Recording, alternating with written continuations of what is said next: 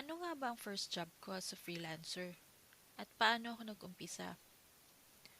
I started when I was in college and I'm planning to do some part-time. Pero ang hirap kasi I'm irregular student. And yung oras, napaka-conflict sa dami kong subjects. Kasi kailangan ko gumraduate agad. Then I tried to do some research and I landed sa Odes website. Yes, Odes. Now, mas kilala siyang Upwork. I started 2011 and at first, ang daming questions sa isip ko. Paano? Paano mag-start? Wala akong experience. Data entry? Web research? Ano yun? What tools they need? As in, I have zero knowledge. Wala talaga akong ka-idea. Pero kailangan kong gawin. Then I tried to sign up sa Upwork. Then I need to verify my account. For me, it's like, what? Ang dami na agad ginagawa. And Gmail? Bakit need pa nito? May Yahoo naman. So, alam mo yun, patience is a virtue talaga. And I need to do something. If I really want to do this, diba? I will never know the results if I will not try. Kaso, for me, alam mo yun, sa pakiramdam na first, pagsa-sign up pa lang, medyo nakakatamad na, diba? Kung iisipin natin. Pero, kailangan. Hindi natin malalaman kung hindi natin susubukan. Pero, sana, hindi ito scam. Kasi hindi pa ako nakakarinig ng work from home before. As in zero knowledge ay talaga ako. So after ng isang damakmak na pag-fill out para makompleto lang ang profile, I started to apply and submit my application. But what? Again, 60 application lang ang pwede mong isubmit. Yes, struggle is real. Wala talagang madali.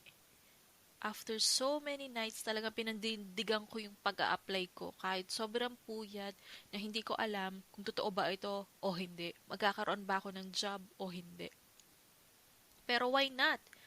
Maybe it will help me sa future, especially sa financial.